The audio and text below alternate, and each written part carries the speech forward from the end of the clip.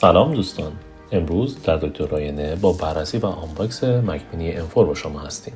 این محصول بدون شک یکی از بهترین و به‌صرفه ترین محصولات اپله که تا به امروز ساخته شده. تا پایان این ویدیو در کنار ما باشید با آنباکس و ویژگی‌های این شاهکار.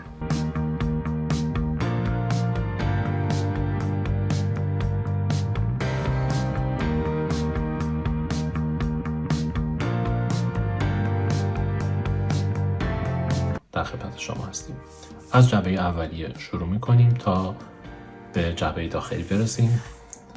یک کارتون خیلی ساده برای پایه اولیش طراحی شده که واقعا برای یک کارتون بیرونی خیلی کارتون کیفیت داری هستش.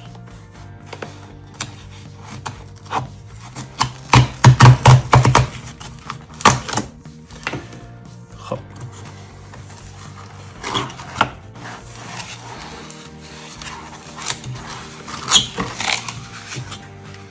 بسیار عالی و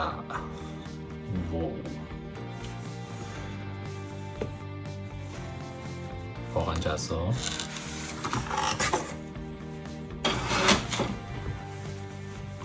خب به کارتون داخلی میرسیم.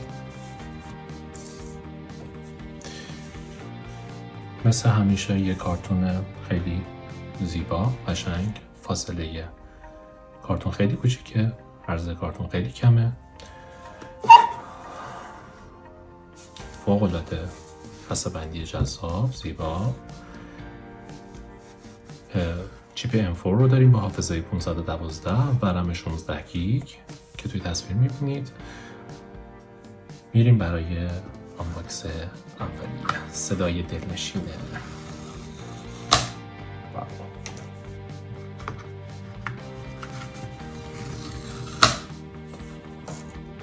خب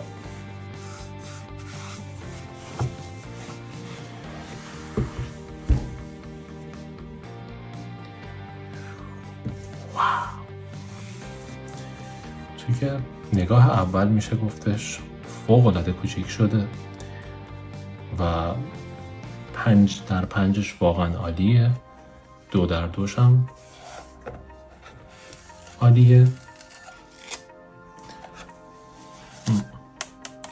همچنان این رو شنیده بودیم که دکمه واقعا جای بدی قرار گرفته و دقیقا هم همینطوره. دکمه خیلی جای بدی قرار گرفته با اینکه دستکش دستمه و جای انگشتم به سرعت روی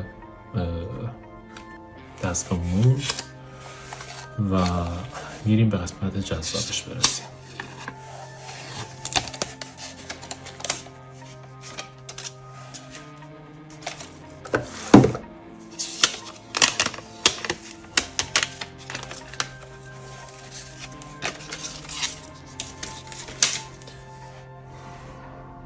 مشکی مات خیلی قشنگی داره. آلومینیومه ولی این وسط پلاستیکه، اونجوری که باید هست. کیفیت خیلی مطلوبی داره. ضخامت آلومینیوم خیلی خوبه. دستگاه خیلی قویه. خود آلومینیوم بدنه واقعا عالیه. لوگو بسیار براق و یه مقدار تیره شده نسبت به قبل لوگوش. احساس میکنم یا شاید نور اینجوری باشه. پشت دستگاه 3 تا تاندربورد داریم، یه دونه HDMI داریم، یه دونه کابل لن شبکه داریم و پاور برق رو داریم.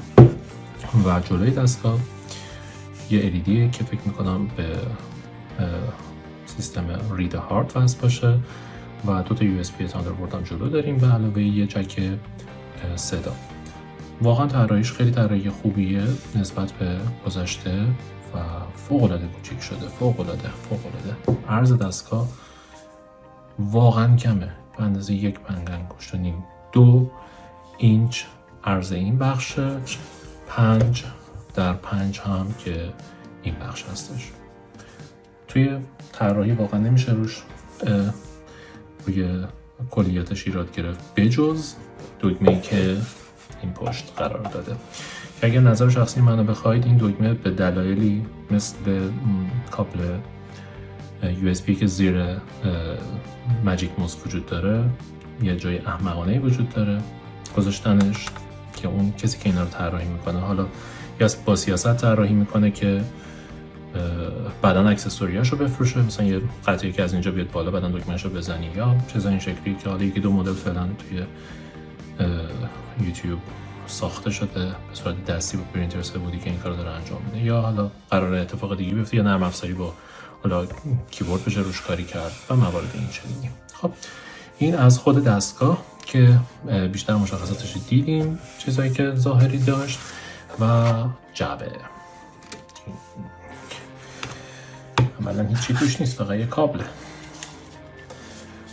به شدت کابل با کیفیتیه، سریع برق مثل سریع ایران. البته این سفارش اروپاست و شاید شما توی سفارش های دیگه اینو ستایی ببینید، ولی خب سفارش اروپا الان 699 یورو قیمتشه و دلاری 599. بخاطر یک کابل ارزش نداره.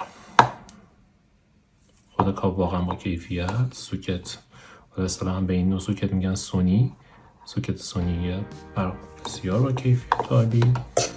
داخل جعبه دیگه چیز دیگه نداریم و میرسیم به اینم که توش فکر میکنم یه سری هیچی وجود داشته باشه که اصلا بازم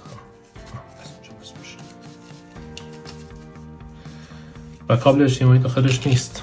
احتمالاً با خودش گفته که شاید مثلا روی دستگاه‌های